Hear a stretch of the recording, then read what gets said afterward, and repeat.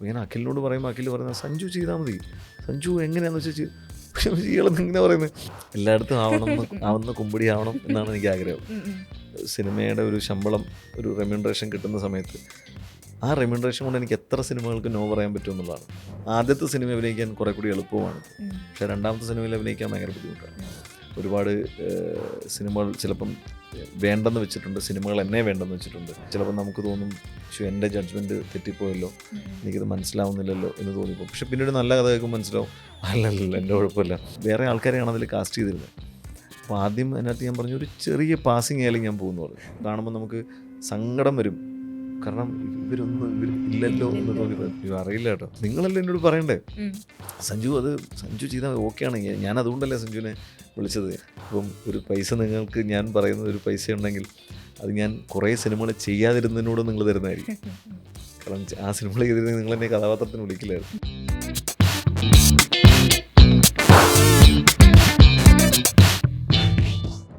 Hi hello നമസ്കാരം, this is me Athira with Madison digital.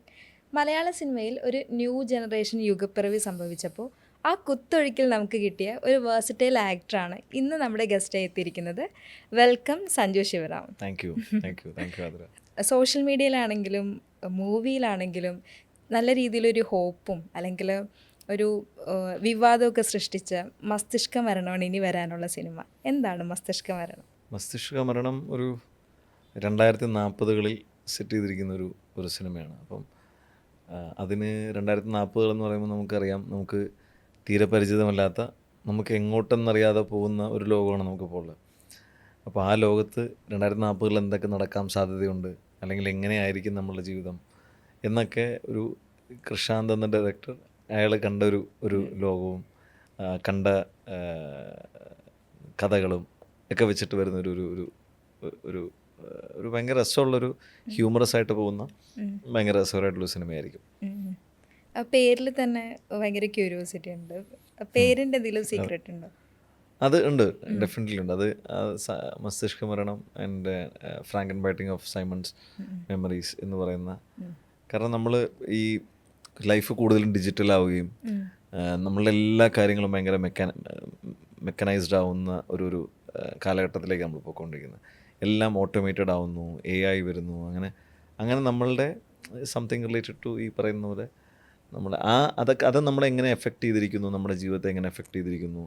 അപ്പോൾ അതിൻ്റെ തോട്ട് എനിക്ക് തോന്നുന്നു വേറെ എവിടെയും പറഞ്ഞിട്ടില്ല എന്ന് തോന്നുന്നു. അപ്പോൾ ഞാനായിട്ടത് പറയുന്നില്ല. പക്ഷേ അതൊരു ഭയങ്കര ഇൻട്രസ്റ്റിംഗ് ആയിട്ടൊരു സബ്ജക്റ്റാണ്. നമ്മൾ കേൾക്കുമ്പോൾ യോ എന്ന് പറഞ്ഞ് നമ്മൾ ഞെട്ടുന്ന ഒരു വിഷയമാണ്. ആ വിഷയത്തെ ബേസ് ചെയ്തുകൊണ്ട് പോകുന്ന കഥയാണ്. അത് ഭയങ്കര രസകരമായിട്ട് ട്രീറ്റ് ചെയ്തിട്ടുണ്ട്. നമുക്ക് ചിരിക്കാൻ ഒരുപാടുള്ള, അല്ലെങ്കിൽ ചിന്തിക്കാൻ ഒരുപാടുള്ള ഒരു കൈൻഡ് ഓഫ് ഒരു സിനിമയായിരിക്കും. ഓഫ് കോഴ്സ് 2040 കഥ എന്നൊക്കെ പറയുമ്പോൾ, അല്ലെങ്കിൽ അന്നത്തെ ഫ്യൂച്ചർ മുമ്പിൽ കണ്ടിട്ട് ഡിസൈൻ ചെയ്തെന്ന് പറയുമ്പോൾ, അത് കേൾക്കുന്ന സമയത്ത് ഒരു ക്യൂരിയോസിറ്റി എന്തായിരിക്കും അല്ലേ? നിങ്ങൾ ഫുൾ ടീം മേ ബി ആ ഒരു ഇതിലായിരിക്കും വർക്ക് ചെയ്തിട്ടുണ്ടാവുക. ഡെഫിനറ്റ്ലി നമ്മളിപ്പം ആ ഒരു ഫ്യൂച്ചറിസ്റ്റിക് ആയിട്ട് അങ്ങനെ പോകുന്ന സമയത്ത് നമ്മൾ അങ്ങനത്തെ സിനിമകൾ നമ്മൾ കണ്ടിട്ടുണ്ട്, അല്ലെങ്കിൽ അങ്ങനത്തെ കഥകളോ അല്ലെങ്കിൽ അങ്ങനത്തെ നെറേറ്റീവ്സ് നമ്മൾ പലയിടത്തും നമ്മൾ കണ്ടിട്ടുണ്ടായിരിക്കും, കേട്ടിട്ടുണ്ടായിരിക്കും. പക്ഷെ അത് വിഷ്വലി പ്രസൻറ്റ് ചെയ്യുമ്പോൾ അത് മലയാള സിനിമയുടെ ബഡ്ജറ്റിൽ അതൊരു ചെറിയ ബഡ്ജറ്റിൽ അവതരിപ്പിക്കുക എന്നൊക്കെ പറയുന്നത് ഭയങ്കര വലിയ ടാസ്ക്കാണ്. അതിനോട് കൃഷാന്ത് വളരെയധികം നീതി പുലർത്തിയിട്ടുണ്ടെന്നാണ് എനിക്ക് തോന്നുന്നത്. കാരണം അതിൽ ഉപയോഗിച്ചിരിക്കുന്ന അല്ലെങ്കിൽ ആൾക്കാരുടെ ലുക്സ് ആയിരിക്കാം, അല്ലെങ്കിൽ അതിനകത്ത് യൂസ് ചെയ്തിരിക്കുന്ന പ്രോപ്സ് ആയിരിക്കാം, അതിനകത്ത് എടുത്തിരിക്കുന്ന ലൊക്കേഷൻസ് ആയിരിക്കാം, അല്ലെങ്കിൽ പ്രൊമൈസസ് ആയിരിക്കാം, ഇതെല്ലാം വളരെ വ്യത്യസ്തമാണ്. നമ്മൾ മലയാള സിനിമയിൽ എനിക്ക് തോന്നുന്നു മലയാളത്തിൽ അങ്ങനെ ഒരു സൈബർ പങ്ക് എന്ന് പറയുന്ന ആ ഒരു ജോണറിൽ ഒരു സിനിമ മലയാളത്തിൽ വന്നിട്ടില്ല. അപ്പോൾ അങ്ങനെ ഒരുപാട് പുതുമകളുള്ള, ഒരുപാട് പ്രതീക്ഷയുള്ള, എനിക്കൊന്ന് ഒരുപാട് പേര് ഇതിനെപ്പറ്റി ചോദിക്കുന്നുണ്ട്, ഈ ഒരു സിനിമയെപ്പറ്റി ഒരുപാട് പേര് ചോദിക്കുന്നുണ്ട്. അപ്പോൾ അത് നമ്മൾ ഭയങ്കര എക്സ്പെക്റ്റേഷനോടുകൂടി ഇരിക്കുന്നു. ആൻഡ് അത് കാണുന്നവർക്ക് ഒരു രസകരമായിട്ടുള്ളൊരു എക്സ്പീരിയൻസ് ആയിരിക്കും. ഇപ്പോൾ സഞ്ജുവിൻ്റെ കരിയർ എടുത്ത് നോക്കിയിട്ടുണ്ടെങ്കിൽ ഓരോ ക്യാരക്ടറിനും ഓരോരോ സ്പെഷ്യാലിറ്റീസ് ഉണ്ട്. ഏത് റോണേഴ്സ് കൂടെ പോകാനും സഞ്ജു അഡാപ്റ്റബിൾ ആയിട്ടുള്ളൊരു നടനാണെന്നുള്ളത് എല്ലാവരും പറയാറുണ്ട്. 1000 ബേബീസ് എടുത്ത് നോക്കിക്കഴിഞ്ഞ് കഴിഞ്ഞാലും അതിൽ ഓരോ ടൈമിലും ഓരോ ഇമോഷൻസും ആയിട്ടാണ് ഡീൽ ചെയ്യുന്നത്. അല്ലെങ്കിൽ ഒരു 1983 എന്ന് പറഞ്ഞൊരു സിനിമയെ കുറിച്ച് നമ്മൾ സംസാരിക്കുകയാണെങ്കിൽ അതിൽ കുറച്ചുകൂടി മെച്യൂർഡ് ആയിട്ടുള്ളൊരു ക്യാരക്ടർ ചെയ്യുന്നു. സെയിം ടൈം ഒരു RJ യോയോ യങ്സ്റ്റർ സാധനം വരുന്ന രീതിയിൽ വർക്ക് ചെയ്യാനൊക്കെ ഭാഗ്യം ലഭിച്ചൊരു നടനാണ് സഞ്ജു എന്ന് പറയുന്നത്. പിന്നെ ഒരു സ്പെഷ്യൽ റേഞ്ച് തന്നെ പിടിച്ചിങ്ങനെ പോകുന്നതിനെ കുറിച്ചൊക്കെ ഓരോ നടന്മാരും അവരുടെ ഒരു പോഡ്കാസ്റ്റിലാണെങ്കിലും ശരി, അല്ലെങ്കിൽ അവരുടെ സിനിമാ ജീവിതത്തെക്കുറിച്ച് സംസാരിക്കുമ്പോഴൊക്കെ എല്ലാവരും പറയുന്നതാണ് എന്താണ് അവരുടെ സിനിമ ലൈഫ് എന്ന് പറയുന്നത്. ഇപ്പോൾ ആസ് എൻ ആക്ടർ ആ തുടക്ക സമയത്ത് ഞാനൊരു സ്റ്റാർഡം പിടിച്ചു പോകണോ അല്ലെങ്കിൽ ഇത്തരത്തിൽ ഡിഫറെൻറ്റ് കൈൻഡ് ഓഫ് ക്യാരക്ടേഴ്സ് ചെയ്ത് പോകണമോ എന്നുള്ള കാര്യത്തിൽ നേരത്തെ ഒരു ഡിസിഷൻ മേക്കിംഗ് സംഭവിച്ചിട്ടുണ്ടോ? ഇല്ല, ഇപ്പോൾ ഈ പറയുന്ന പോലെ ഈ സ്റ്റാർഡം എന്ന് പറയുന്ന അതൊരു തീരുമാനം, ഒന്നും അതിൽ കാര്യമാണെന്ന് എനിക്ക് തോന്നുന്നില്ല. അത് മറ്റുള്ളവർ അക്സെപ്റ്റ് ചെയ്യുമ്പോഴാണ് അത് അങ്ങനെ ആവുന്നത്. അല്ലെങ്കിൽ നമ്മൾ സെൽഫ് പ്രൊക്ലെയിംഡ് ഒരു സ്റ്റാർ എന്നൊക്കെ പറഞ്ഞു പോകുന്ന സിനാരിയോസൊക്കെ ആയിരിക്കും. അതിനൊന്നും പ്രാക്ടിക്കലി അതൊന്നും വയബിളോ അല്ലെങ്കിൽ അത് പോസിബിൾ ആയിട്ടുള്ള കാര്യമല്ല. പക്ഷെ റാദർ എന്നെ സംബന്ധിച്ചിടത്തോളം ഈ പറയുന്ന ഇപ്പോൾ മസ്തിഷ്ക മരണത്തിലെ ക്യാരക്ടറാണെങ്കിലും അത് ഞാനൊരു ചെറിയ പാട്ടാണ് ചെയ്യുന്നത്. പക്ഷേ അത് ഒരു രസമുള്ള ഒരു വ്യത്യസ്തതയുള്ള ഞാനിതുവരെ ചെയ്തിട്ടില്ലാത്ത ഒരു കഥാപാത്രമാണ്. അപ്പോൾ അതിൻ്റേതായ ചില രസങ്ങളും ചില ന്യൂവാൻസസും ഉണ്ട്. അപ്പോൾ അതെന്നെ ഒരുപാട് എക്സൈറ്റ് ചെയ്യിപ്പിക്കുന്നു. അപ്പോൾ ഞാൻ എൻ്റെ ഫിൽമോഗ്രഫിയിൽ ഞാൻ ഭയങ്കര പ്രൗഡ്ലി എനിക്ക് പറയാം, ഞാൻ ആ ഒരു സിനിമയിൽ ഇങ്ങനൊരു സംഭവം ചെയ്തിട്ടുണ്ടെന്ന് എനിക്ക് പറയാവുന്ന ഒരു ക്യാരക്ടറാണ് മസ്തിഷ്ക മരണത്തിൽ. അപ്പോൾ ഈ പറയുന്ന പോലെ ഇപ്പം നോക്കുമ്പോൾ നമുക്ക് നേരത്തെ അല്ല, ഇപ്പം നമ്മൾ ഓരോ കാര്യങ്ങൾ, ഒരു സിനിമ നമ്മൾ ചെയ്യുമ്പോഴാണ്, ഓരോ കഥാപാത്രം ചെയ്യുമ്പോഴാണെങ്കിൽ നമ്മളിങ്ങനെ we are piling up good memories. അത് നമ്മളുടെ നല്ല ഒരു ലാൻഡ് മാർക്കായിരിക്കും, അല്ലെങ്കിൽ ഒരു മൈൽ സ്റ്റോൺ ആയിട്ട് നമുക്ക് കാണാൻ പറ്റുന്ന ഒരുപാട് കഥാപാത്രങ്ങളിലൂടെ കടന്നു പോകണം എന്നാണ് ഞാൻ ആഗ്രഹിച്ചിട്ടുള്ളത്. എനിക്ക് 1983 ആണെങ്കിലും നീക്കോ ഞാച്ചി ആണെങ്കിലും അതൊക്കെ എനിക്ക് കിട്ടിയ ഭാഗ്യങ്ങളാണ്. അപ്പോൾ അതിനുവേണ്ടി ഒരുപാട് കാത്തിരിക്കേണ്ടി വന്നിട്ടുണ്ട്. ഒരുപാട് സിനിമകൾ ചിലപ്പം വേണ്ടെന്ന് വെച്ചിട്ടുണ്ട്, സിനിമകൾ എന്നെ വേണ്ടെന്ന് വെച്ചിട്ടുണ്ട്. അപ്പോൾ അതൊക്കെ ഒരു വലിയൊരു ജേണിയാണ്. ആ ജേണിയിൽ ഓഫ് ലേറ്റ് എന്തുകൊണ്ടെന്ന് വെച്ചാൽ എൻ്റെ ഇൻറ്റൻഷൻ എപ്പോഴും കറക്റ്റായിരുന്നു. എൻ്റെ ഇൻറ്റൻറ്റ് ഭയങ്കര സ്ട്രോങ് ആയിരുന്നു. എനിക്ക് നല്ല സിനിമകളുടെ ഭാഗമാണ്, നല്ല കഥാപാത്രങ്ങൾ ചെയ്യണം, ഒരുപാട് വേരിയേഷൻസ് ഉള്ള ക്യാരക്ടേഴ്സ് ചെയ്യാൻ സാധിക്കണം. കാരണം അങ്ങനത്തെ കഥാപാത്രങ്ങൾ ഉള്ള സിനിമകളും അങ്ങനെ കഥാപാത്രങ്ങൾ ചെയ്ത നടന്മാരുമാണ് എന്നെ പ്രേരിപ്പിച്ചിട്ടുള്ളത്. അപ്പോൾ അതുകൊണ്ട് തന്നെ എനിക്ക് അങ്ങനത്തെ സിനിമകൾ ചെയ്യാൻ ഭയങ്കര ആഗ്രഹമായിരുന്നു.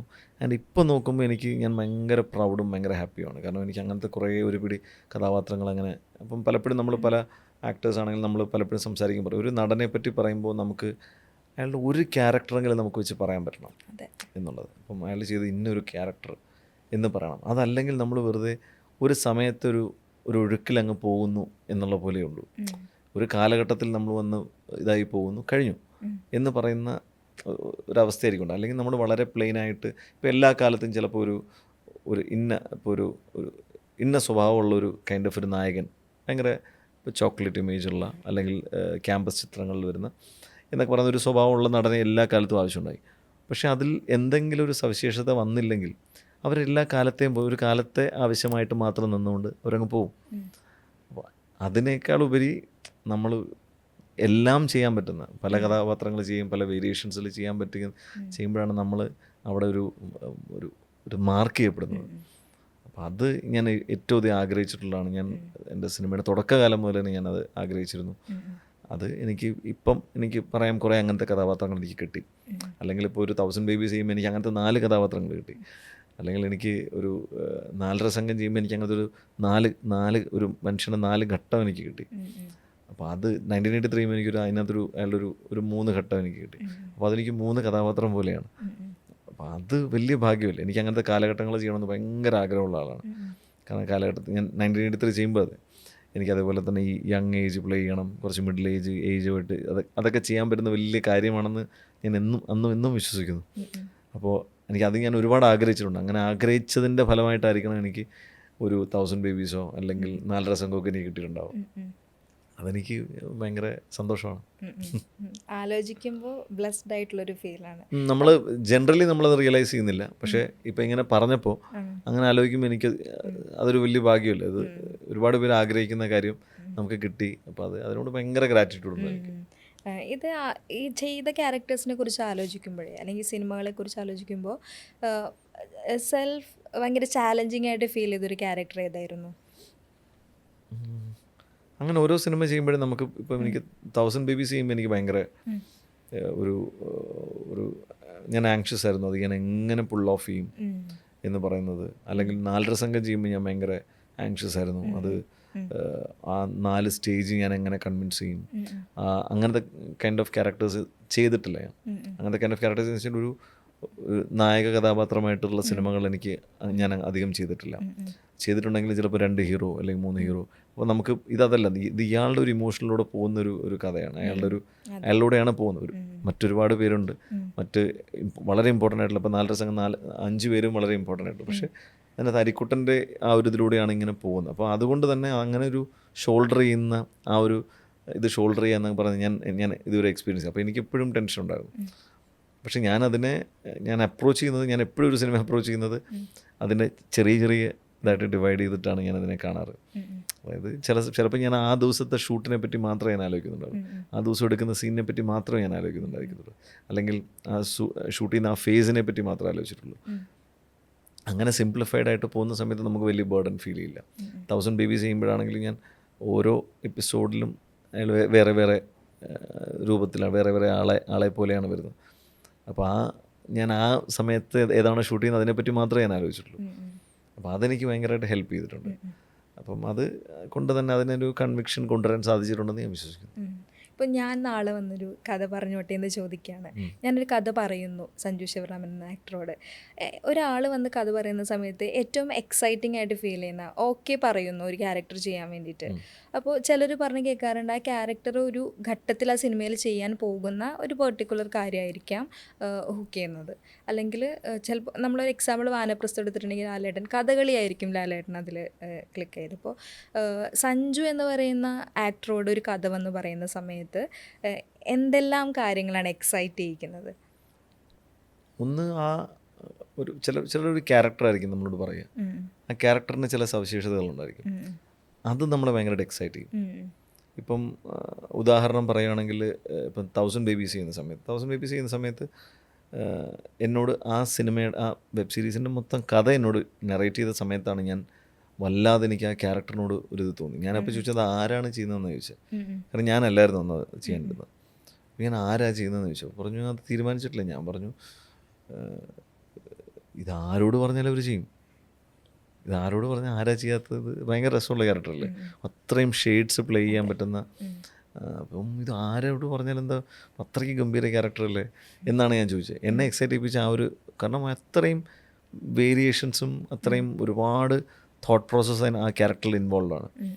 അപ്പോൾ അതെനിക്ക് ഭയങ്കര എക്സൈറ്റ്. അതിനുശേഷമാണ് ആ എക്സൈറ്റ്മെൻറ്റ് കണ്ടുകൊണ്ടാണ് നജീബ് എന്നെ കാസ്റ്റ് ചെയ്യുന്നത് ആ ക്യാരക്ടറായിട്ട്. അതുപോലെ തന്നെ 4.5 സംഘം ചെയ്യുന്ന സമയത്ത് എനിക്ക് അതും ഈ പറയുന്ന കുറേ ലെയറും കുറേ ഷെയ്ഡ്സും, അയാളുടെ ഫുൾ ലൈഫുണ്ട്. അയാളുടെ ഒരു ചെറുപ്പം മുതലുള്ള അയാളൊരു mid-40s വരെയുള്ളൊരു കാലഘട്ടം മൊത്തം രേഖപ്പെടുത്തുകയാണ്.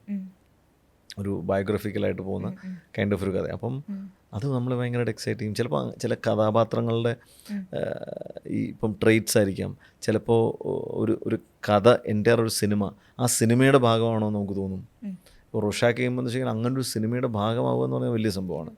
അപ്പം ആ സിനിമയുടെ ഭാഗമാവാൻ നമുക്ക് തോന്നും. അപ്പം പല ഘടകങ്ങളാണ്. ചില മേക്കേഴ്സ് നമ്മളെ വല്ലാണ്ട് ഇൻഫ്ലുവൻസ് ചെയ്യും. ഇപ്പം ഞാൻ പാച്ചു അത്ഭുതവിളക്കം ചെയ്യുന്ന സമയത്ത് ആ ക്യാരക്ടർ പറഞ്ഞ സമയത്ത് ഞാൻ അതുവരെ ചെയ്തിട്ടില്ലാത്തൊരു കഥാപാത്രമാണ്. അപ്പോൾ അത് ഭയങ്കര രസകരമാണ്. അത് അഖിൽ സത്യൻ എന്നോട് പറയുമ്പോൾ അതെനിക്ക് ഭയങ്കര വേറൊരു രസമായിട്ട് തോന്നി. കാരണം ഒരു കൺവെൻഷണൽ ക്യാരക്ടറല്ല അതിൽ. ഇപ്പം മറ്റുള്ള കഥാപാത്രങ്ങളുടെ സ്വഭാവമായിട്ട് യോജിച്ച് പോകുന്ന ആളല്ല, വേറൊരു തരത്തിലുള്ള ഒരാളാണ്. ഈ ഘടകങ്ങളൊക്കെ നമ്മളെ ഇൻഫ്ലുവൻസ് ചെയ്യും. ഇപ്പം ഞാൻ നോബഡി എന്ന് പറഞ്ഞിട്ട് സിനിമ ചെയ്യുന്നുണ്ട് നിസാമിൻ്റെ. അപ്പോൾ നിസാമിൻ്റെ നോബഡിയിൽ ഞാൻ ചെയ്യുന്നത് എൻ്റെ ആവശ്യപ്രകാരമാണ്. ഞാൻ നിസാമിനോട് പറഞ്ഞത് എനിക്ക് അതിൻ്റെ പാർട്ടാവണമെന്ന്. അപ്പോൾ വേറെ ആൾക്കാരെയാണ് അതിൽ കാസ്റ്റ് ചെയ്തിരുന്നത്. അപ്പോൾ ആദ്യം അതിനകത്ത് ഞാൻ പറഞ്ഞു ഒരു ചെറിയ പാസിങ് ആയാലും ഞാൻ പോകുമെന്ന് പറഞ്ഞു. കാരണം എനിക്കതിൻ്റെ കാരണം നിസാം അത്രയും ഗംഭീര ഒരു മേക്കറാണ്. അപ്പം നിസാമിൻ്റെ സിനിമയുടെ ഭാഗമാണോയെന്ന് എനിക്ക് ഭയങ്കര ആഗ്രഹം. അങ്ങനെ ഒരു ക്യാരക്ടറിലേക്ക് ഞാൻ പ്ലേസ് ചെയ്യപ്പെടുകയും പിന്നീട് എന്താ സംഭവിച്ചതെന്ന് വെച്ച് കഴിഞ്ഞാൽ മറ്റൊരു ക്യാരക്ടറിന് ഫിക്സ് ചെയ്യുന്ന അത് മാറിയപ്പോൾ എന്നെ ആ ക്യാരക്ടറിലേക്ക് മാറ്റി, കുറച്ചുകൂടി വലിയ ക്യാരക്ടറിലേക്ക് മാറി. അപ്പം അതും പറയാൻ പറ്റില്ല. കാരണം അതിനകത്ത് ഇപ്പം അത് ചെയ്യാതിരിക്കാൻ ഒരുപാട് കാരണങ്ങൾ മറ്റ് നടന്മാരോട് പറഞ്ഞാൽ ആ ക്യാരക്ടർ പലരും ചെയ്യില്ല. കാരണം അതിന് അതിൻ്റെതായ ജസ്റ്റിഫിക്കേഷൻസ് ഉണ്ടായിരിക്കും. പക്ഷേ എനിക്കത് ഭയങ്കര രസമായിട്ട് തോന്നി. അതിനകത്ത് അത് വരുമ്പോൾ അറിയാൻ പറ്റും അതിനെന്താണ്. അപ്പോൾ അത് അങ്ങനെയൊക്കെ നമ്മൾ ഒരു സിനിമയെ ഇഷ്ടപ്പെടുന്നതുകൊണ്ട് നമുക്ക് പല ഘടകങ്ങളും നമ്മളെ ഇൻഫ്ലുവൻസ് ചെയ്യും. അപ്പോൾ അതിൽ ഒരുപാട് കാര്യങ്ങളുണ്ട്. അപ്പം അതെല്ലാം നമ്മൾ എഫക്റ്റ് ചെയ്ത് നമ്മൾ ഇഷ്ടമുള്ള സിനിമകൾ ചെയ്തു പോവുക എന്നുള്ളതാണ് ഞാൻ വിശ്വസിക്കുന്നത്. എക്സൈറ്റ്മെന്റ് നിലനിർത്തിക്കൊണ്ട് പോവുക എന്നുള്ളതാണ്. ഡെഫിനറ്റ്ലി നമ്മൾ അത് ചിലപ്പോൾ നമുക്ക് എക്സൈറ്റ്മെൻറ്റ് കിട്ടില്ല. അപ്പം നമുക്ക് തോന്നിപ്പോവും അയ്യോ നമുക്ക് സിനിമയോടുള്ള എൻ്റെ എക്സൈറ്റ്മെൻറ്റ് പോയോ എന്ന് തോന്നിപ്പോവും. അത് ചിലപ്പോൾ നമ്മൾ കുറേ നാളെ മോശം കഥകളും വിഷൻ ഇല്ലാത്ത ഇത് കേൾക്കുന്ന സമയത്താണ് ഇൻഫ്ലുവൻസ് ചെയ്യപ്പെടുമല്ലേ. അത് നമ്മളിപ്പം ഫോർ എക്സാമ്പിൾ നമ്മൾ കുറച്ചുകൂടെ ഒരു മോശം കഥകൾ കേട്ട് കഴിയുമ്പോൾ നമുക്ക് നമ്മുടെ ജഡ്ജ്മെൻറ്റിനെ തന്നെ നമുക്ക് തോന്നിപ്പോകും. അല്ലെങ്കിൽ ഇപ്പം നമുക്ക് ഒട്ടും അപ്പീലിംഗ് അല്ലാത്ത കഥകൾ കേൾക്കുമ്പോൾ ചിലപ്പോൾ നമുക്ക് തോന്നും എൻ്റെ ജഡ്ജ്മെൻറ്റ് തെറ്റിപ്പോയല്ലോ, എനിക്കത് മനസ്സിലാവുന്നില്ലല്ലോ എന്ന് തോന്നിപ്പോകും. പക്ഷെ പിന്നീട് നല്ല കഥ കേൾക്കുമ്പോൾ മനസ്സിലാവും അല്ലല്ല എൻ്റെ കുഴപ്പമില്ല എന്ന് നമുക്ക് മനസ്സിലാവും. പിന്നെ ചിലപ്പോൾ ഒരാൾ വിളിച്ചിട്ട് നമ്മളോട് ചോദിക്കുന്നത് ഇന്ന മാസം ഫ്രീ ആണോ എന്നാണ് ചോദിക്കുന്നത്.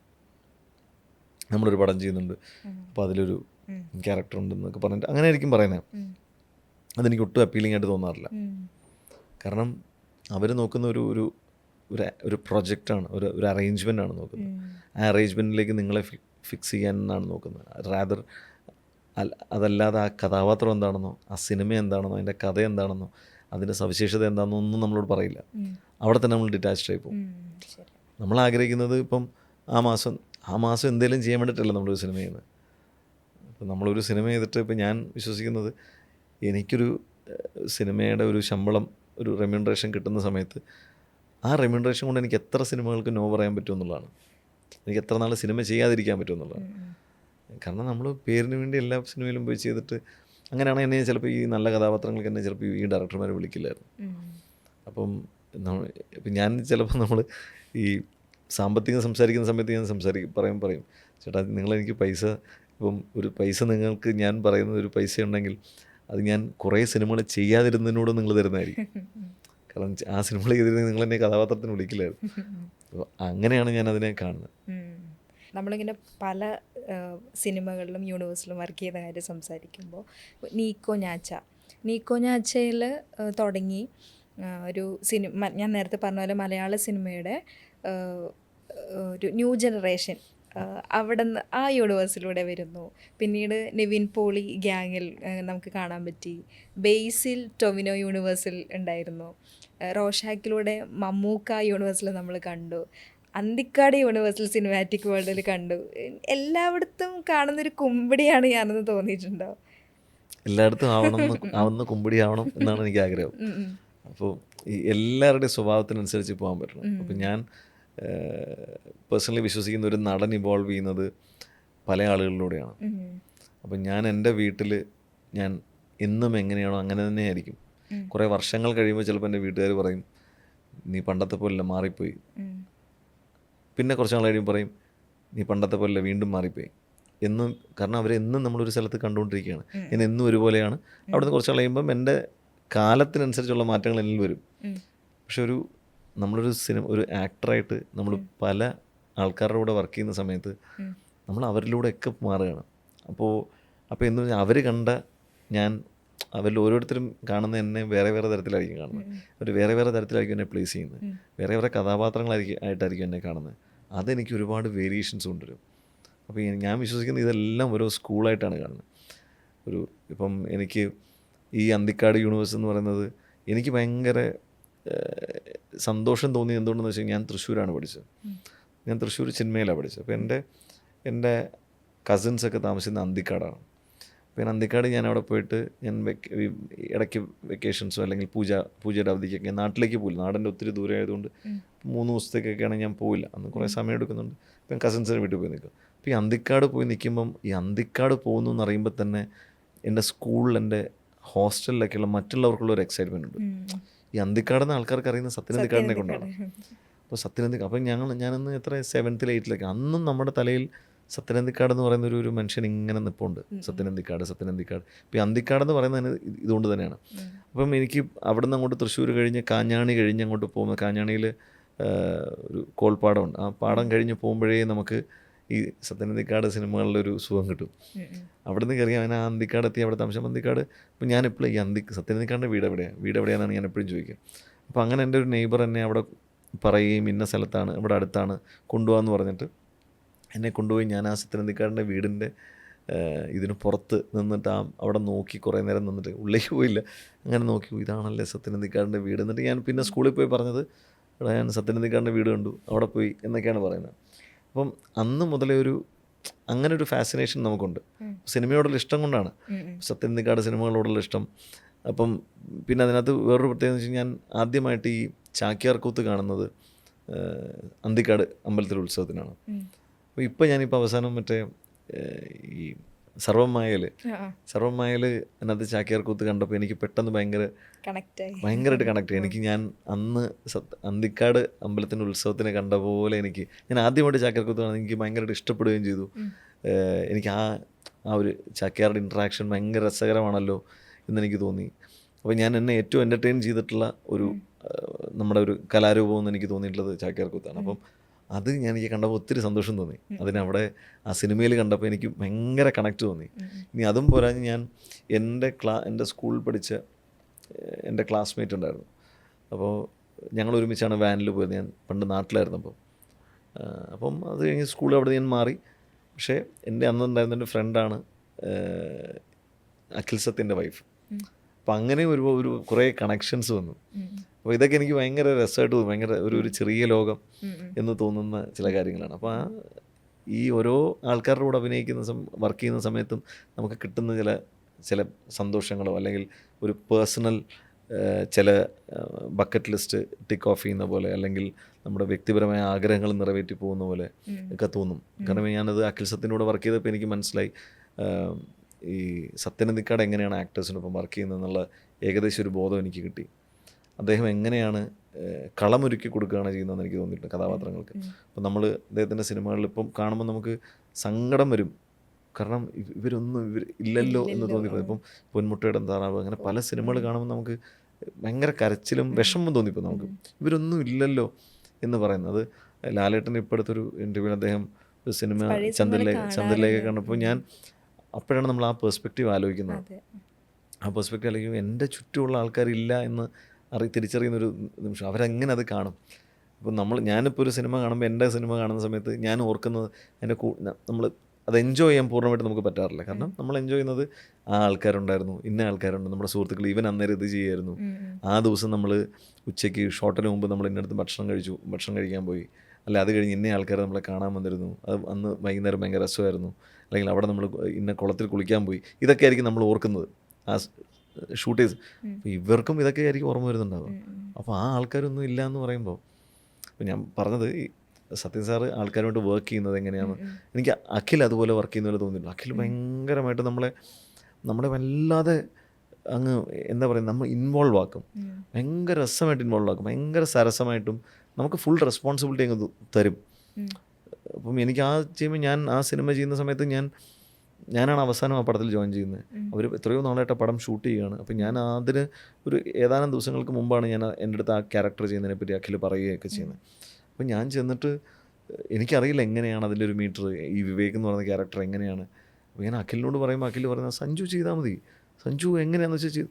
പക്ഷേ ഇയാളെന്ന് ഇങ്ങനെ പറയുന്നത്, നിങ്ങളല്ലേ എന്നോട് പറയണ്ടേ, സഞ്ജു ചെയ്താൽ ഓക്കെയാണ്, ഞാൻ അതുകൊണ്ടല്ലേ സഞ്ജുവിനെ വിളിച്ചത്, എനിക്കറിയാം അത് സഞ്ജു പുൾ ഓഫ്.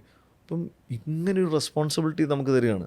അത്രയും വലിയൊരു സിനിമയിൽ നമുക്ക് റെസ്പോൺസിബിലിറ്റി, പിന്നെ നമുക്ക് നന്നാക്കുക എന്നുള്ളത് വേറെ വഴിയില്ലല്ലോ. അപ്പോൾ ഇങ്ങനെയായിരിക്കും ഒരു പക്ഷേ അദ്ദേഹം സത്യൻ സാറും പല ആൾക്കാരെ ഒരുമിച്ച് കൊണ്ടുവന്ന് അവർക്കൊരു അരങ്ങൊരുക്കി കൊടുത്ത്, അവർക്കൊരു വേദി ഒരുക്കി കൊടുത്ത് അവരെ അങ്ങ് വിടുകയാണ്. അപ്പം അങ്ങനെയാണ് അത്രയും നല്ല കലാസൃഷ്ടികൾ നമുക്കവിടെ സിനിമകളുണ്ടായത്. അങ്ങനെ ഈ ഓരോ ആൾക്കാരോടെ വർക്ക് ചെയ്യുമ്പോഴും നമുക്ക് കിട്ടുന്ന ഒരു സുഖമുണ്ട്. നജീമിക്കയുടെ വർക്ക് ചെയ്യുമ്പോൾ വേറൊരു തരത്തിലാണ് നജീമിക്കയുടെ നമ്മളെ യൂസ് ചെയ്യുന്ന രീതി.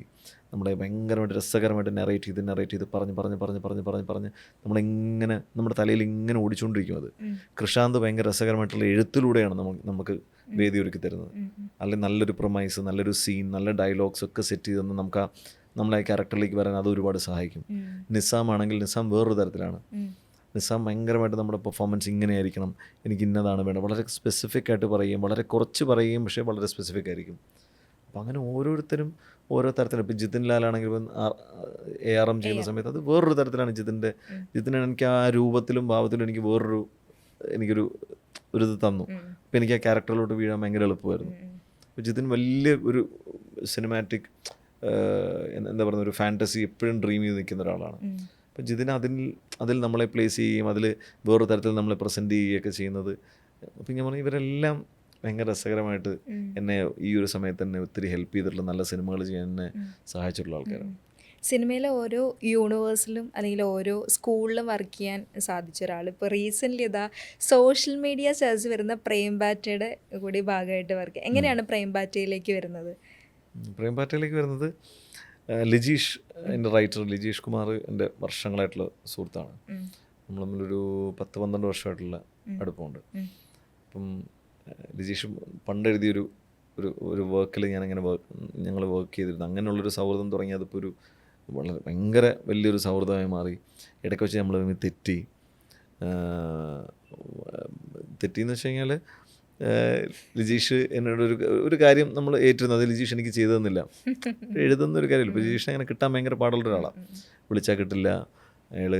എന്നാൽ കിട്ടിയാൽ നമുക്ക് ഭയങ്കര ഹെൽപ്ഫുള്ളായിട്ടുള്ള, നമുക്ക് വിട്ടുകളയാൻ തോന്നാത്തൊരു സുഹൃത്താണ്. അയാളുണ്ടെങ്കിൽ നമുക്ക് ഭയങ്കര സമാധാനമാണ്. കാരണം നമുക്ക് വേറെ ടെൻഷൻസ് ഒന്നുമില്ല. എന്ത് പ്രശ്നം പറഞ്ഞാലും ലിജീഷ് പരിഹരിക്കാമെന്നേ പറയുള്ളൂ. ലിജീഷ് എന്തെങ്കിലും തരത്തിൽ അതൊക്കെ പരിഹരിക്കും. അങ്ങനത്തെ ഒരാളാണ്. അപ്പം ഇടയ്ക്ക് എങ്ങനെ വെച്ചാൽ നമ്മളൊരു സബ്ജക്റ്റ് എഴുതുന്നതിനെ പറ്റിയിട്ടപ്പോൾ ലിജീഷ് ആ സമയത്ത് എഴുതാൻ പറ്റിയില്ല. അപ്പോൾ ലിജീഷ് അത് എഴുതി തരാമെന്ന് അങ്ങനൊരു ഇതുണ്ടായി. ഞങ്ങളൊരു 4 വർഷത്തോളം 4-5 വർഷത്തോളം ഞങ്ങൾ സംസാരിച്ചിട്ടില്ല.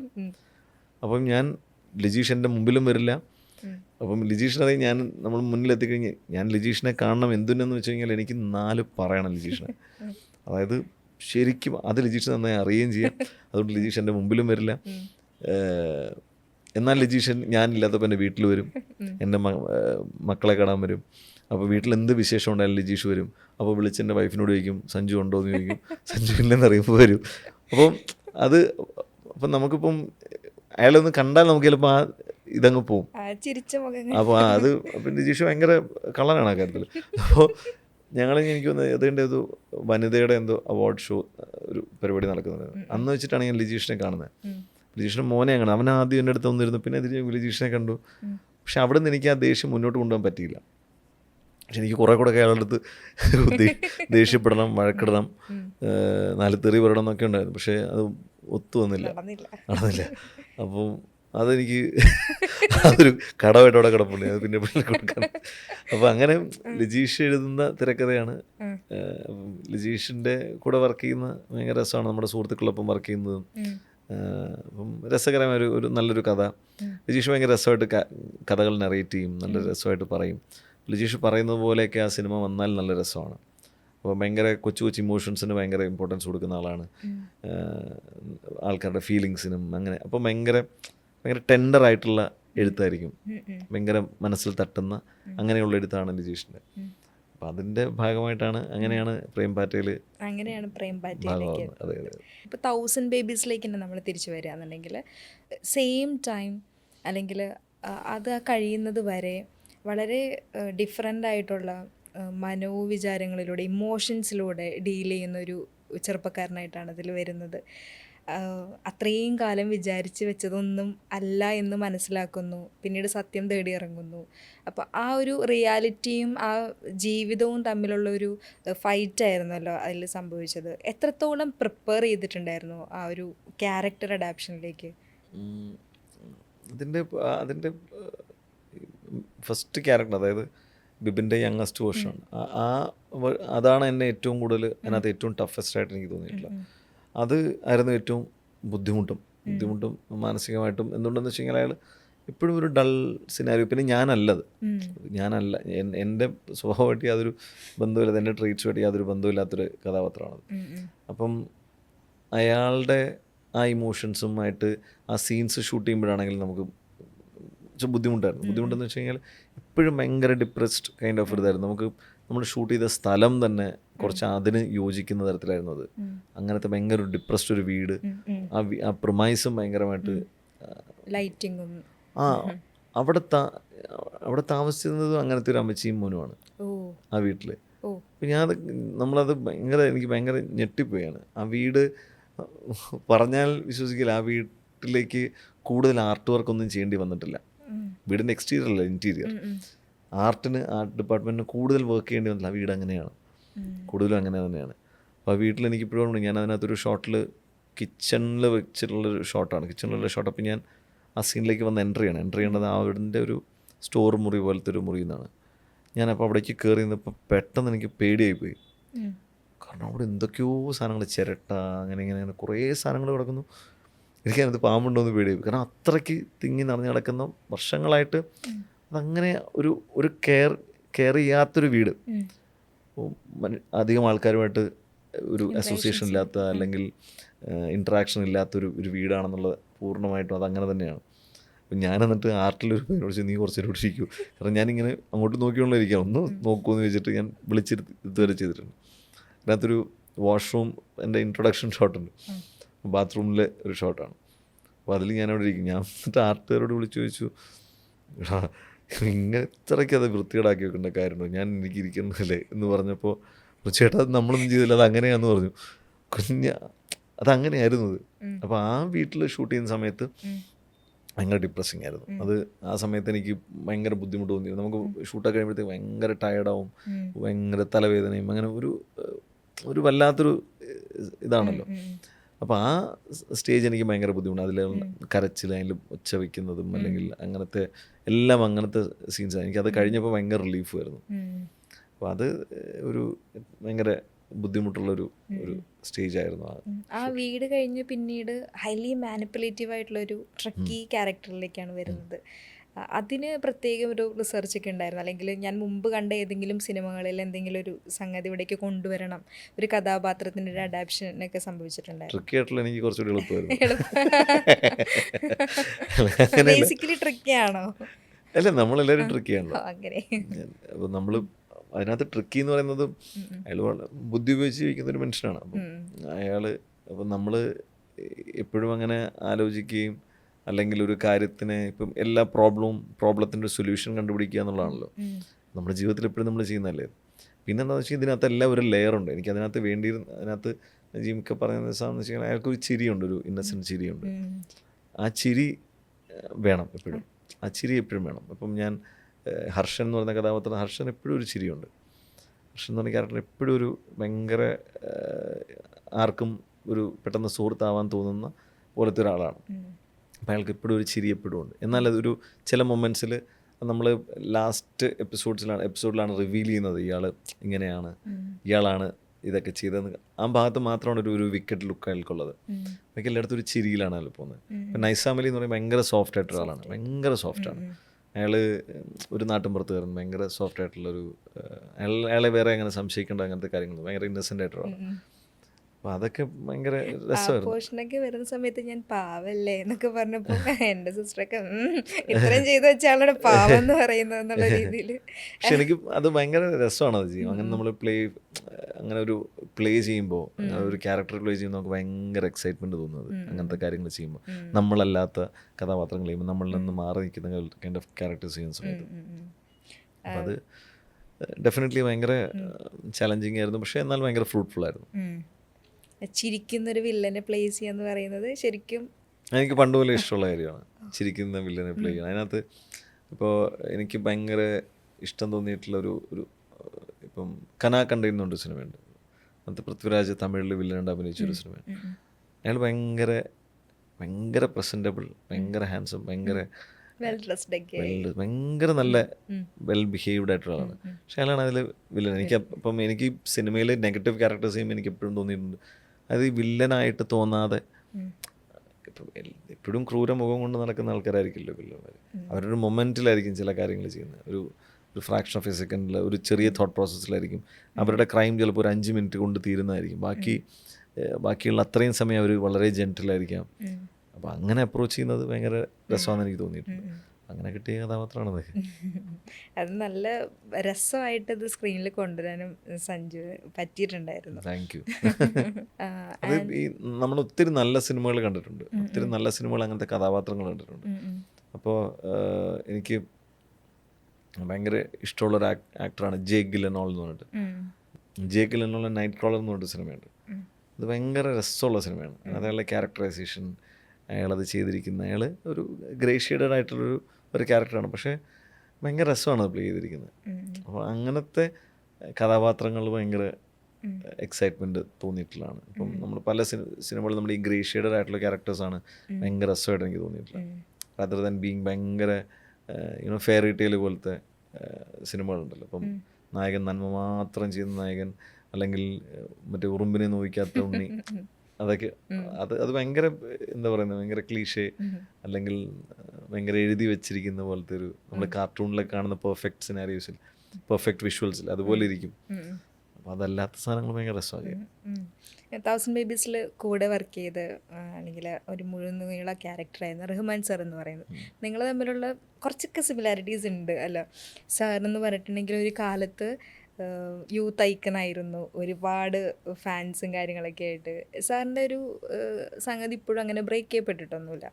സഞ്ജുവിലേക്ക് വരുന്ന സമയത്ത് ന്യൂ ജനറേഷൻ എന്നുള്ള രീതിയിൽ വന്ന് ഇപ്പോഴും ന്യൂ ജെന്നായിട്ട് തന്നെ നിലനിന്ന് പോകുന്ന ഒരാളാണ്. ഇന്നും അന്നും നിങ്ങൾ യങ് ക്യാരക്ടേഴ്സ് എല്ലാം ഡീൽ ചെയ്യാൻ പറ്റുന്ന രീതിയിലേക്ക് പോകുന്ന ഒരാളാണ്. എങ്ങനെയുണ്ടായിരുന്നു റഹ്മാൻ സാറുമായിട്ടുള്ളൊരു എക്സ്പീരിയൻസ്? എങ്ങനെയുണ്ടായിരുന്നു? ഈ പറഞ്ഞതായിട്ട് ഞാൻ പൂർണ്ണമായിട്ട് യോജിക്കുന്നില്ല. കാരണം റഹ്മാൻ സാർ ഭയങ്കര എന്നും യൂത്ത്സ് ആണ്, ഇത്ര കൊല്ലങ്ങളായിട്ട്. എന്നോട് ചോദിക്കുകയാണെങ്കിൽ ഞാനത്, എനിക്ക് ഈ പ്രായത്തിൽ ചെയ്തു തീർക്കേണ്ട ഒരുപാട് കഥാപാത്രങ്ങൾ ചെയ്യാനുണ്ട്. അത് ചെയ്തിട്ട് ഞാൻ അടുത്ത ഘട്ടത്തിലേക്ക് പോകും എന്ന് ഞാൻ വിശ്വസിക്കുന്നതാണ്. കാരണം നമുക്ക് ഓരോ സ്റ്റേജിലും നമുക്ക് ചെയ്യാം. ഞാൻ ഒരുപാട് ആഗ്രഹിച്ചിട്ടുള്ള ഒരുപാട് കാര്യങ്ങളുണ്ട് സിനിമയിൽ. അപ്പോൾ അതെനിക്ക് നേടാൻ വേണ്ടി ഞാൻ എത്രത്തോളം സാക്രിഫൈസ് ചെയ്യണം, എത്രത്തോളം അതിനുവേണ്ടി പണിയെടുക്കണോ, ഞാൻ അത് ചെയ്തുകൊണ്ടിരിക്കും. നമ്മുടെ ആഗ്രഹങ്ങളാണ്. നമ്മൾ കണ്ട സിനിമകളും, ഇപ്പോൾ നമ്മൾ പഴയ മോഹൻലാൽ സിനിമകളിലെ, മമ്മൂക്ക സിനിമകളിലെ കണ്ടിട്ടുള്ള ഒരുപാട് കഥാപാത്രങ്ങളുണ്ട്, നമ്മൾ ഒരുപാട് തോന്നിയിട്ടില്ല. അപ്പോൾ അങ്ങനത്തെ അതിനുവേണ്ടി നമ്മൾ ഒരുപാട് പണിയെടുക്കണമെന്ന് എനിക്ക് തോന്നിയിട്ടുണ്ട്. റഹ്മാൻ സാർ എന്ന് വെച്ചാൽ, റഹ്മാൻ സാറ് ഇന്നും ലൈക്ക് ആ യൂത്ത്ഫുൾനെസ് എപ്പോഴും കീപ്പ് ചെയ്യുന്ന, എങ്ങനെ ഇരിക്കുന്നു എന്നുള്ളതാണ്. നമ്മൾ ഭയങ്കര സുന്ദരനായിട്ടുള്ള മനുഷ്യനാണ്. ആൻഡ് ഭയങ്കര ജെൻറ്റിലായിട്ടൊരു ഹ്യൂമനാണ്. നമ്മൾ ഇൻട്രാക്ട് ചെയ്യുമ്പോൾ എനിക്ക് കോമ്പിനേഷൻസ് വളരെ കുറവായിരുന്നു. പക്ഷേ മിക്കവാറും ഷൂട്ടിൽ ഞാൻ സെറ്റിലുണ്ടായിരിക്കും, ഞാൻ സെറ്റിലേക്ക് പോകും. അങ്ങനെ നമ്മൾ ഒരുമിച്ച് പല സ്ഥലത്തും ഭക്ഷണം കഴിക്കാൻ പോകും, വോളിബോൾ കളിക്കാൻ പോകുക, അല്ല അങ്ങനെ ഷൂട്ട് കഴിയുമ്പോൾ നമ്മൾ വോളിബോൾ കളിക്കാൻ ബീച്ചിൽ പോകുന്നു. അങ്ങനെയൊക്കെ കുറേ കുറേ യാത്രകളുണ്ടായിട്ടുണ്ട്. അതൊക്കെ ഭയങ്കര രസമാണ്.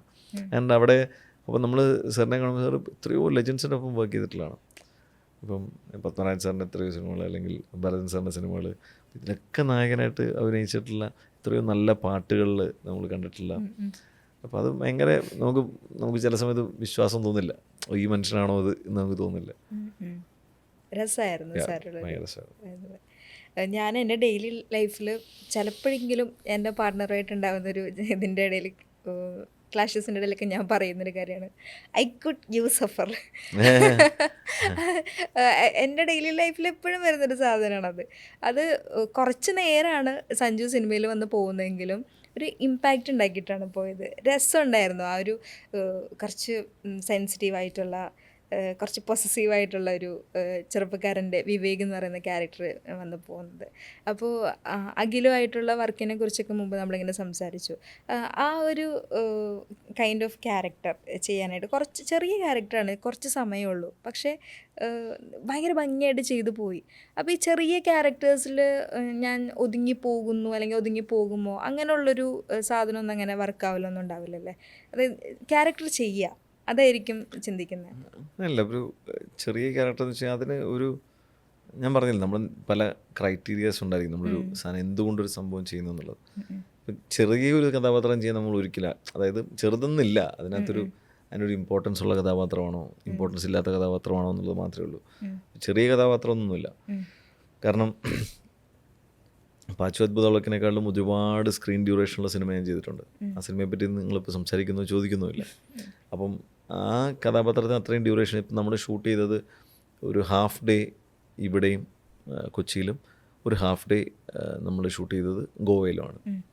അപ്പം ഇത്രയും അത് സമയം എന്നോട് ചിലവഴിച്ചിട്ടുള്ളൂ. പക്ഷേ ഞാനത് ഒത്തിരി എൻജോയ് ചെയ്യും. കാരണം അത് ആ ക്യാരക്ടർ, ഇപ്പം വിവേക് എന്ന് പറയുന്ന ക്യാരക്ടർ ഞാൻ ചെയ്തിട്ടില്ലാത്ത പോലത്തെ ഒരു കഥാപാത്രമാണ്. പക്ഷേ വിവേകിൻ്റെ ഒരു സ്റ്റോറി ഉണ്ട്. വിവേകിൻ്റെ നെറേറ്റീവിൽ വിവേക് വളരെ കറക്റ്റാണ്. അയാൾ പറഞ്ഞത് കള്ളമല്ല. അയാൾ പറഞ്ഞു മറ്റേ അവൻ ഫഹദ് എന്ന ക്യാരക്ടർ അവൻ കള്ളനാണ്, അവനൊന്നും വിശ്വസിക്കാൻ പറ്റില്ല. അപ്പോൾ ആദ്യമായിട്ട് കണ്ട ഒരാളെ നമ്മൾ ഇത്രയും ട്രസ്റ്റ് ചെയ്യാനോ ഇതൊന്നും പാടില്ല. അപ്പം സംഭവം ശരിയാണ്, അയാൾ പറഞ്ഞതൊക്കെ കള്ളമാണ്, അത് ഫഹദിൻ്റെ ക്യാരക്ടർ പറയുന്ന കള്ളം. അപ്പോൾ ഇയാൾ ശരിയാണ്. അപ്പം ഇയാൾ പൂർണ്ണമായിട്ട് ആ കൺവിക്ഷനിലാണ് പോയിക്കൊണ്ടിരിക്കുന്നത്. അയാൾ ഭയങ്കര പൊസസീവാണ്. അങ്ങനത്തെ ആൾക്കാർ ഒരുപാട് പേരുണ്ട്. അപ്പം അതൊരു ഭയങ്കര ലൗഡാണ് അയാൾ. പിന്നെ മറ്റുള്ള കഥാപാത്രങ്ങളെക്കാളൊക്കെ ആ സിനിമയിലുള്ള മറ്റ് കഥാപാത്രങ്ങളെക്കാളും വേറൊരു സ്വഭാവത്തിൽ പോകുന്ന ഒരാളാണ്. അതെനിക്ക് ഭയങ്കര എക്സൈറ്റിംഗ് ആയിട്ട് തോന്നി. പിന്നെ അത് അഖിൽ പറയുമ്പോഴും നമുക്ക് ആ എക്സൈറ്റ്മെൻറ്റ് ഫീൽ ചെയ്യാൻ പറ്റുമായിരുന്നു. നമുക്ക് പൊതുവേ ഭയങ്കര എക്സൈറ്റിംഗ് ആയിട്ടുള്ള കാര്യമാണ് ആക്ടേഴ്സിൻ്റെ ട്രാൻസ്ഫോർമേഷൻ, ബോഡി ട്രാൻസ്ഫോർമേഷൻ എന്നൊക്കെ പറയുന്നത്. ഇപ്പോൾ റീസെൻ്റ്ലി രജിഷ വിജയൻ്റെ കുറേ ഫോട്ടോസൊക്കെ അങ്ങനെ ട്രെൻഡിങ് ആയിട്ടുണ്ടായിരുന്നു. 1000 ബേബീസ് കഴിഞ്ഞിട്ട് വിത്തിൻ മന്തായിരുന്നു വെയിറ്റൊക്കെ കുറച്ച് തിരിച്ച് ബോഡി ഫിറ്റ്നസ്സിലേക്ക് വരുന്നത്. എന്തായിരുന്നു പെട്ടെന്നൊരു ഒരു മാസത്തിനുള്ളിൽ ഫിറ്റായിട്ട് ബോഡി ഫിറ്റ്നസ്സിലേക്ക് വരുന്നതിനെക്കുറിച്ച് അതിൻ്റെ ഒരു മോട്ടിവേഷൻ എന്തായിരുന്നു? എൻ്റെ മോട്ടിവേഷൻ 4.5 സംഘമായിരുന്നു. സംഭവ വിവരണം 4.5 സംഘം. അപ്പോൾ അത് ഒരു മാസം കൊണ്ട് പ്ലാൻ ചെയ്തതല്ല, അത് ഞാൻ കുറേ നാൾ മുമ്പേ പ്ലാൻ ചെയ്തതാണ്. പക്ഷേ 1000 ബേബീസ് തീർന്നില്ല. അപ്പോൾ ആ സമയത്ത് നമുക്ക് ഭീകരമായിട്ട് അങ്ങനൊരു ചേഞ്ച് കൊണ്ടുവരാൻ മുതിരുന്നത് അതിനെ ബാധിക്കും. എൻ്റെ ക്ലൈമാക്സ് ഷൂട്ട് ചെയ്യാനുണ്ടായിരുന്നു. അപ്പോൾ പക്ഷേ ഞാൻ നോർമൽ ഒരു വർക്കൗട്ടിൽ ഇങ്ങനെ പോയിക്കൊണ്ടിരുന്നു. വർക്കൗട്ട് റെഗുലറായിട്ട് കണ്ടിന്യൂസ് ആയി പോയിക്കൊണ്ടിരുന്നു. പക്ഷേ ആ ചേഞ്ചിന് വേണ്ടിയിട്ട് ഞാൻ ഇതിൻ്റെ ഒരു ഷൂട്ട് കഴിഞ്ഞ് ശരിക്കും പറഞ്ഞാൽ ഒരു 10-20 ദിവസം എനിക്ക് 18 വർക്കൗട്ട് ഡേയ്സ് എനിക്ക് കിട്ടിയിട്ടുള്ളൂ. അപ്പോൾ ആ 18 വർക്കൗട്ട് ഡേയ്സിൽ ഭയങ്കരമായിട്ട് ഡയറ്റ് ചെയ്യുകയും ഭയങ്കര എക്സ്റ്റെൻസീവായിട്ട് ഉള്ള വർക്കൗട്ടായിരുന്നു. അത് അത്ര ഹെൽത്തി ആണെന്ന് വെച്ചാൽ എനിക്കറിയില്ല. കാരണം ഒരുപാട് സമയം ജിമ്മിൽ ഞാൻ സ്പെൻഡ് ചെയ്തിട്ടുണ്ട്. ചില ദിവസം ഒരു 3 hours പ്ലസ് ജിമ്മിൽ വർക്കൗട്ട് ചെയ്യുന്ന ദിവസങ്ങളുണ്ടായിട്ടുണ്ട്.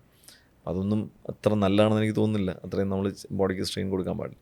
പക്ഷേ എനിക്കതിനുള്ള പ്രേരണ എന്തുകൊണ്ടെന്ന് വെച്ച് കഴിഞ്ഞാൽ അത് 4 സംഘം ചെയ്യുമ്പോൾ ബാക്കിയുള്ള എന്നേക്കാൾ ഉള്ള ബാക്കിയുള്ള 4 പേരും എന്നെക്കാളും യങ് ആയിട്ടുള്ള ആൾക്കാരാണ്.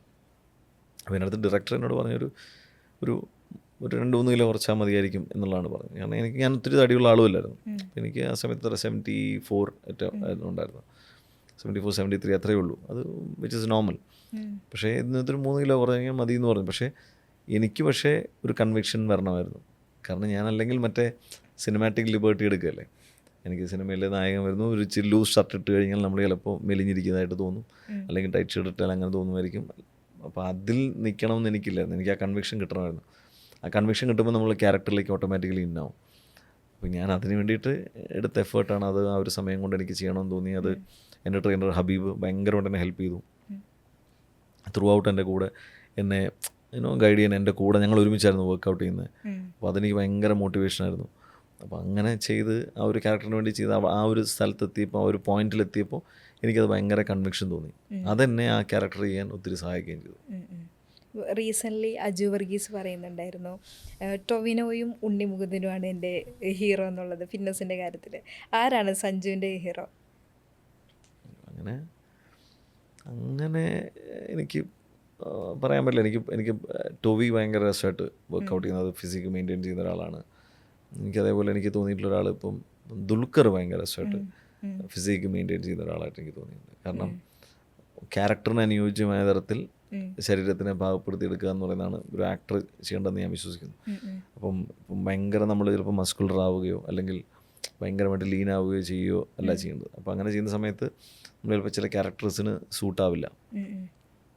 നമ്മളെങ്ങോട്ടും ഷിഫ്റ്റ് ചെയ്യാൻ പറ്റുന്നൊരവസ്ഥയിൽ നിൽക്കുന്നതായിരിക്കും ഏറ്റവും നല്ലതെന്ന് എനിക്ക് തോന്നിയിട്ടുണ്ട്. ഇപ്പം ദുൽഖർ ഞാൻ എപ്പോഴും ദുൽഖർ സിനിമയിൽ വന്നപ്പം മുതൽ ഇന്ന് വരെ ഒരു സിമിലർ ഫ്രെയിമിലാണ് നിൽക്കുന്നത്. പക്ഷേ എന്നാൽ പുട്ട് ഓൺ ചെയ്യുന്നിടത്ത് ഈസ് പുട്ടിങ് ഓൺ, അല്ലെങ്കിൽ അത് കുറയേണ്ടത് അത് ഭയങ്കര ഒരു ഡിസിപ്ലിനാണെന്ന് എനിക്ക് തോന്നിയിട്ടുണ്ട്. എനിക്കൊന്ന് കൂടുതലും ഫിറ്റ്നസ് നമ്മൾ ബോഡി അങ്ങനെ ആക്കി ട്രാൻസ്ഫോർമേഷൻ ആക്കാതില്ല, റാദർ കുറേ കൂടി ഡിസിപ്ലിൻഡ് ആയിരിക്കണമെന്നാണ് എനിക്ക് തോന്നിയിട്ടുള്ളത്. നമ്മൾ എങ്ങനത്തെ കഥാപാത്രങ്ങൾ ആഗ്രഹിക്കുന്നതിനനുസരിച്ച് നിൽക്കുക എന്നുള്ളത്. നമ്മൾ സോഷ്യൽ മീഡിയയിൽ റീസെൻ്റ്ലി എല്ലാവരും ചർച്ച ചെയ്യുന്നൊരു കാര്യമാണ് മാനിഫെസ്റ്റിംഗ് എന്ന് പറയുന്നത്.